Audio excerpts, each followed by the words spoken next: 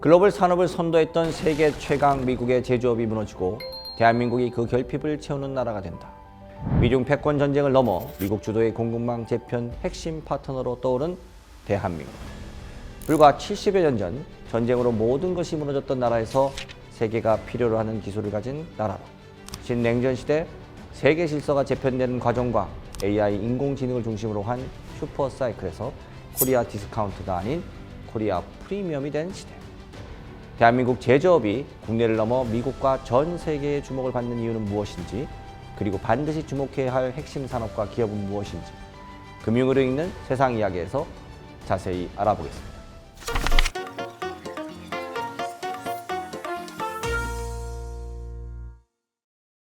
안녕하세요. 금융으로 읽는 세상 이야기 최영진입니다.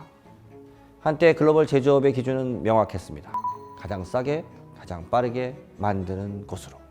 기업들은 비용과 효율을 쫓아서 공장을 옮겼고 그 종착지는 바로 중국이었습니다. 하지만 미중 간의 갈등, 팬데믹, 그리고 우크라이나와 러시아 분쟁을 거치면서 미국은 뼈아픈 교훈을 얻습니다. 효율만을 기준으로 만든 공급망은 위기 앞에서 너무 쉽게 무너진다는 것이죠. 마스크 하나가 끊기자 의료 시스템이 흔들렸고 반도체 하나가 막히자 모든 첨단 산업이 멈췄습니다. 자, 공급망은 더 이상 비용의 문제가 아니라 국민의 생명 그리고 국가 안보의 문제가 된 것입니다. 자, 미국은 팹리스 전략, 자산 경량화, 탈산업화 등 지난 30년간 제조업 중심이 아닌 금융과 소프트웨어 중심의 성장 전략을 택해 왔습니다. 설계와 플랫폼, 지식 재산권에서는 패권을 쥐었지만 정작 물리적 생산 기반은 해외로 흘러나갔습니다. 그리고 그 공백은 위기 상황에서 그대로 안보 리스크로 돌아왔습니다. 자, 바로 이 시점 세계의 공장을 자처했던 중국은 전혀 다른 길을 걷고 있었습니다. 중국 정책 입안자들이 자주 인용하는 말이 있습니다. 3등 기업은 제품을 만들고 1등 기업은 표준을 만든다. 중국은 단기적인 산업 육성을 넘어서 글로벌 표준을 장악하겠다는 장기 청사진을 내세웠습니다. 중국 제조 2025로 제조 역량을 키웠다면 그 다음 단계는 바로 중국 표준 2035입니다. 이제는 단순히 중국에서 만드는 것이 아니라 중국이 만든 규칙을 세계의 모든 국가들이 따르게 하겠다는 선언이었습니다. 자, 이 전략의 핵심이 바로 디지털 실크로드입니다. 통신망, 전자결제, 클라우드, 스마트시티 인프라를 1대1로 국가들에게 공급합니다. 이건 단순한 제품 수출이 아니라 중국식 기술 규격과 프로토콜, 즉 표준을 심는 작업과 같습니다. 화웨이 장비로 5G 망을 구축하면 그 나라의 통신 규격은 자연스럽게 중국 표준을 따르게 되고, 알리페이와 클라우드가 깔리면 디지털 생태계 역시 중국식 구조로 작동하게 됩니다. 천문학적인 중국 정부 주도의 지원 아래 중국은 이제 단순히 제품을 만드는 나라가 아니라 규칙을 만드는 나라로 바뀌고 있습니다. 발등에 불이 떨어진 미국 정부는 중국을 유일한 전략적 경쟁자로 규정하고 핵심 안보 자산의 공급망 내재화를 천명하는데요. 이때 미국이 꺼내든 개념이 바로 프렌드 쇼어링입니다. 그저 싸게 만드는 나라가 아니라 믿을 수 있는 나라, 위기의 순간에도 함께 갈 수 있는 동맹과 제조업의 판도를 다시 짜겠다는 선언이었습니다. 경쟁국들이 지정학적 리스크와 혁신 지체에 직면한 사이에 대한민국의 전략적 가치가 다시 부각되고 있습니다.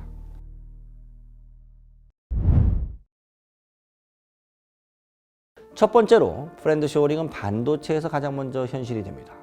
현재 AI 기술 패권은 명실상부 미국이 쥐고 있습니다. 주요 설계와 플랫폼을 엔비디아, 마이크로소프트, 구글 등 미국의 빅테크 기업들이 주도하고 있죠.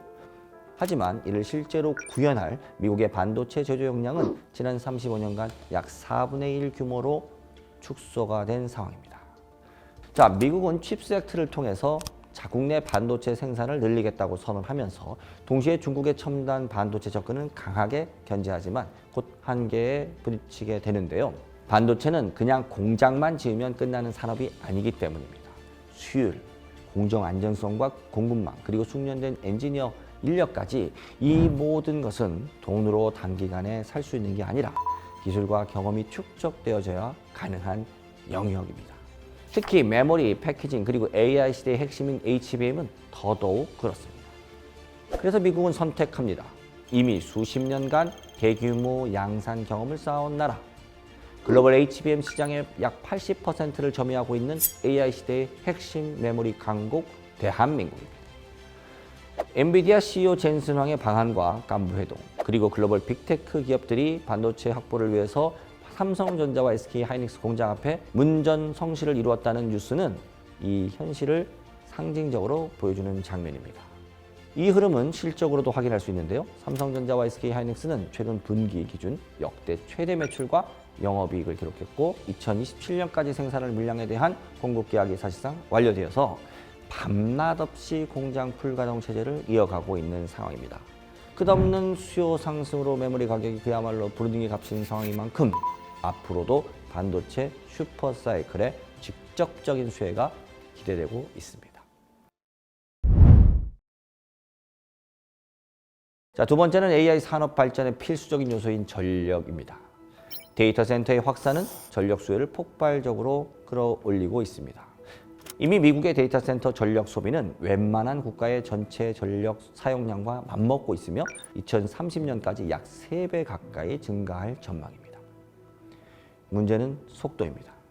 데이터 센터는 2 내지 3년이면 지을 수 있지만 전력망 확충에는 10년에 가까운 시간이 필요합니다. 즉, AI 경쟁의 핵심은 칩이 아니라 전기를 누가 먼저 확보하느냐로 바뀌어 가고 있습니다.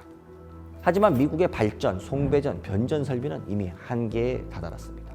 특히 2027년부터는 설치 예정인 전력과 실제 수요 간의 구조적인 수급 불균형이 본격화될 전망인데요. 이 지점에서 해답은 한국의 제조업으로 연결됩니다. 먼저 상대적으로 저렴하고 안정적이며 깨끗한 에너지원인 원자력은 가장 주목받는 에너지원으로 떠오르고 있죠. 자, 미국은 현재 약 100기가와트 수준인 원전 설비를 장기적으로 400기가와트까지 확대하는 계획을 추진하고 있습니다. 하지만 여기서 또 하나의 현실이 드러납니다. 미국은 원자력에서도 설계에는 강했지만 정작 수행할 능력이 부족했던 겁니다. 원전 건설은 최소 5 내지 10년이 걸리는 초대형 프로젝트인데요. 실제로 미국과 유럽의 글로벌 원전 프로젝트에서 기간과 비용이 크게 늘어난 사례를 통해서 수행 능력이 사업의 성패를 좌우한다고 해도 과언이 아닙니다. 거기에 미국 원전 기술사인 웨스팅하우스의 차세대 대형 원자로로 각광받는 AP1000의 절반 이상이 중국에 있고 설비 제작과 건설 대부분을 중국 기업이 수행했습니다. 이러한 미국의 시공, 공정관리 역량 부족은 한국의 제조업과 함께하는 미국 주도형 원자력 공급망 구축으로 이어집니다. 한국은 현대건설, 두산 에너빌리티와 같은 핵심 기업들이 주요 국내 원전과 아랍에미레이트 바라카 프로젝트를 통해 표준화된 설계와 시공 프로세스, 그리고 일정 준수 능력을 입증했습니다. 최근에는 웨스팅하우스와 공동 프로젝트 협력 기반도 확대되고 있는데요. 미국의 원전 재건과 함께 글로벌 확장으로 연결되는 한국의 원전 사업 역량에 계속 주목해야 하는 이유입니다. 원전은 강력한 기저 전원이지만 완공까지 10년에 가까운 시간이 걸리고 차세대 대안으로 떠오른 SMR 역시 상용화까지는 아직 시간이 필요합니다. AI 데이터 센터가 지금 당장 전기를 필요로 하는 상황에서 가장 빠르게 붙일 수 있는 해법은 태양광과 ESS의 조합입니다. 낮에 생산한 전기를 저장해서 전력 피크를 관리하고 개통 안정성을 확보하는 구조, 경제성과 속도를 동시에 잡을 수 있는 현실적인 대안입니다. 하지만 여기서 또 하나의 문제가 등장합니다. 태양광의 핵심 소재인 폴리실리콘, 배터리 셀과 주요 부품 상당 부분은 중국에 의존하고 있다는 점입니다. 에너지 안보 관점에서 이 구조는 지속 가능하지 않습니다. 그래서 미국의 액션은 명확합니다. 바로 탈중국입니다. 대중관세로 중국산 배터리 가격 경쟁력을 약화시키고 주요 부품의 수입 금지, IRA 보조금 지급 제외 등 탈중국 ESS 전력 인프라 공급망이 새롭게 짜이고 있습니다. 중국산 제품 대비 가격 경쟁력을 확보할 것으로 전망되는 한국 기업들의 수혜는 이미 실적으로 나타나고 있습니다. 일론 머스크의 우주 데이터 센터 계획의 핵심 수혜주로 주목받고 미국의 주택용과 상업용 태양광 시장 모두 1위를 달성한 바 있는 K 태양광의 자존심. 하나 큐셀은 물론 미국 ESS 배터리 수요의 약 60% 비중을 담당한 LG 에너지 솔루션, 삼성 SDI 역량까지 한국 제조업이 미국의 태양광과 ESS 시장의 수요를 흡수할 것으로 전망되는 이유입니다. 여기에 구조적 수요가 하나 더 겹칩니다. 현재 미국 전력망의 약 70%는 1960년대에 구축되는데요. 핵심 부품인 대형 변압기의 평균 연령은 무려 40년이 넘었습니다. AI 수요가 아니더라도 교체 사이클은 이미 도래해 있다는 겁니다.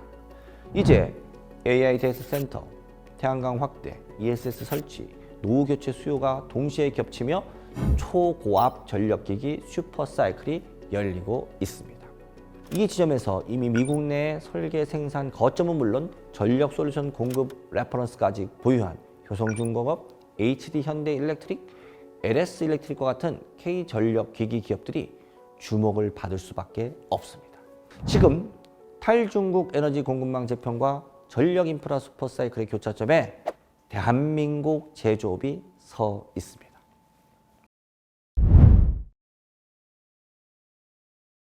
세 번째로 글로벌 핵심 공급망으로 혁상된 K방산과 조선입니다. 미소 간의 냉전의 종식 이후 전 세계 방위 산업은 대폭 축소됐고 미국 역시 합병과 구조조정을 거치며 미국 방위 산업의 근간이 되는 생산 기반이 크게 약화되었습니다. 우크라이나 러시아 전쟁은 그 한계를 드러낸 사건이었죠. 탄약과 무기 재고가 빠르게 소진되자 미국은 자국 중심이 아닌 동맹 중심 생산 체제로 전략을 전환합니다.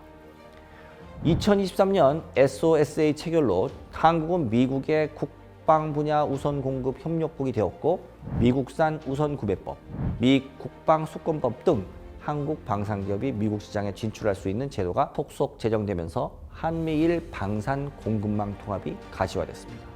K방산의 미국 시장 진출은 기술력을 인정받는 레퍼런스가 되고 이는 다른 동맹국으로의 수출 확대로 이어지면서 동맹 안보 공급망의 한 축으로 제정이 되고 있습니다. 여기에 더해 에너지 안보와 군사 안보가 겹치면서 K조선이 전략 산업으로 재부상하고 있습니다. 2025년 글로벌 LNG 액화 플랜트 투자 확정 물량의 약 70%를 미국이 차지 중인데요. 향후 미국 물량이 아시아로 향할 경우 톤마일 효과로 2배 이상 선대 수요가 확대될 수 있어서 2026년 이후 대규모 LNG선 발주는 필연적이라는 전망입니다. 여기에 안보 변수까지 더해집니다. 중국 국영 조선소들은 상업 선박을 기반으로 해군 역량을 강화하고 있고 미국 입장에서는 굉장히 큰 안보 위협이 될 수밖에 없습니다.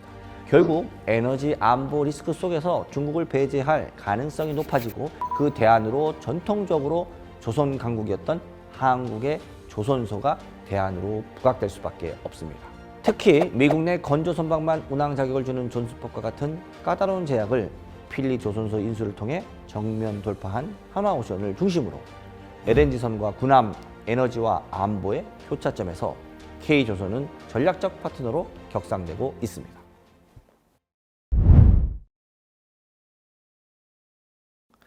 자, 네 번째는 미국 제조업 리쇼어링의 마지막 퍼즐인 로봇 산업입니다. 미국은 반도체, 에너지, 핵심 광물, 첨단 제조, AI, 로봇을 6대 전략 산업으로 규정했습니다. 그러나 제조업 부활을 야심차게 선언했지만 고임금 구조, 숙련공 부족, 그리고 반이민 기조까지 겹치면서 노동력 문제라는 구조적 위기에 직면합니다. 그래서 리쇼어링의 핵심 해결책으로 떠오른 것 바로 사람이 아닌 로봇입니다. 하지만 또 하나의 문제가 있습니다. 휴머노이드 로봇의 부품 공급망이 중국에 크게 의존하고 있다는 점입니다. 모건 스탠리는 테슬라 옵티머스가 중국산 부품을 배제할 경우 제조 원가는 46,000달러에서 무려 13만 달러 이상으로 3배 가까이 상승할 수 있다고 전망했는데요. 탈중국은 필수지만 공급망 재구성이 필요합니다. 중국을 배제하고 한국, 일본 등 우방과 협력해서 로봇 제조 생태계를 재편하는 흐름입니다. 바로 이 지점에서 역시 한국이 부각됩니다. 현대차 그룹은 제조 공장의 모든 요소를 AI 기반 소프트웨어로 통합 제어하는 차세대 스마트 팩토리 플랫폼인 SDF를 구축하여 로봇 학습의 원천이 되는 물리 세계 데이터를 축적하고 있습니다. 앞으로 2030년까지 국내 125조 원, 미국 260억 달러 투자 계획을 발표하면서 미국 조지아의 로봇 메타 플랜트 등을 통해 2028년까지 연간 3만 대 생산체계 구축으로 이어지는 청사진을 내놓았습니다. 미국의 제조업 부활은 결국 로봇 없이는 불가능합니다. 그리고 탈중국 공급망 재편 속에서 피지컬 AI의 완성형 생태계를 갖춘 나라, 대한민국이 핵심 파트너로 부상하고 있습니다. 자, 마지막으로 탈중국이라는 흐름에 부상하는 산업, 핵심 광물과 바이오 산업입니다. 현재 미국의 아킬레스건은 희토류를 포함한 핵심 광물입니다. 채굴부터 정제 그리고 가공까지 글로벌 밸류체인의 전 과정을 사실상 중국이 독과점을 하고 있기 때문인데요. 이미 중국은 과거 미국과의 무역 분쟁, 또 일본과의 센카쿠 분쟁마다 희토류를 전략무기로 활용했습니다. 미국 입장에서는 로봇, 전기차, 방산 등 첨단 산업의 핵심 소재가 중국이 쥐락펴락하는 상황을 가만히 두고 볼 수 없겠죠. 그래서 탈중국 희토류 밸류체인 구축이 본격화됩니다. 프로젝트 볼트를 통해 전략 핵심 광물 비축에 나섰고 미 국방부는 MP 머티리얼즈 지분 15%를 인수하고 미국 정부는 USA 레어 얼스 지분 10%를 확보했습니다. 단순 채굴이 아니라 정제와 가공까지 포함한 완결형 공급망을 만들겠다는 의지입니다. 포지, 지전략적 자원협력 포럼, 그리고 핵심 광물 지정학 협의체를 통해서 동맹 중심의 블록형 공급망이 추진되고 있습니다. 그리고 여기서 한국이 연결됩니다. 고려아연은 미국 정부와의 크루시블 프로젝트를 통해 전략 광물 합작 투자에 참여했고 테네시주에 법인을 설립해서 미국 의존도가 높은 13종의 비철 금속을 생산할 계획입니다. 즉, 희토류의 가공, 재련 역량을 가진 한국 제조업이 희토류 공급망 재편의 핵심 파트너가 되는 겁니다. 이러한 흐름은 바이오로도 확장이 됩니다. 현재 미국의 바이오 기업의 79%가 암탉 개발 생산 CDMO에 의존하고 있습니다. 특히 우시 앱테크는 미국 판매 의약품의 약 4분의 1에 관여하고 있습니다. 2025년 말 발효되는 바이오 시큐어 액트는 중국 바이오 기업과의 계약, 보조금, 대출을 제한합니다. 중국 바이오 기업을 우려 대상으로 지정하며 공급망을 국가 안보 중심으로 재편하겠다는 선언입니다. 바로 이 수요를 그대로 K-바이오 기업들이 흡수하고 있는데요. 글로벌 상위 20개 제약사 중 17곳과 파트너십을 맺고 있는 삼성바이오로직스를 중심으로 셀트리온, 롯데바이오로직스까지 이른바 K-바이오 3대장이 미국 생산 거점을 확보하고 있습니다. 자, 이처럼 희토류와 바이오 소재 그리고 의약품 모두 중국 의존 구조를 벗어나기 위한 동맹 중심 공급망 재편이 진행 중이고 그 재편의 교차점에 대한민국 제조업은 제조 가공 역량으로 대체제가 아니라 전략적 선택지로 떠오르고 있습니다. 브랜드 쇼어링이 말하는 것은 단순한 탈중국이 아닙니다. 위기의 순간에도 멈추지 않으며 믿고 맡길 수 있는 역량까지 그 기준에 가장 가까운 나라, 대한민국 제조의 새로운 황금기를 이야기합니다. K제조업의 부상은 신냉전 시대 동맹들이 선택한 전략적 파트너로서 모든 것이 무너졌던 나라에서 세계가 필요로 하는 나라로 새롭게 도약하는 것입니다. 지금 우리는 바로 그 변화의 한가운데 서 있으며 투자자라면 그 흐름에 주목해볼 필요가 있겠습니다. 지금까지 금융으로 읽는 세상 이야기 금색이었습니다.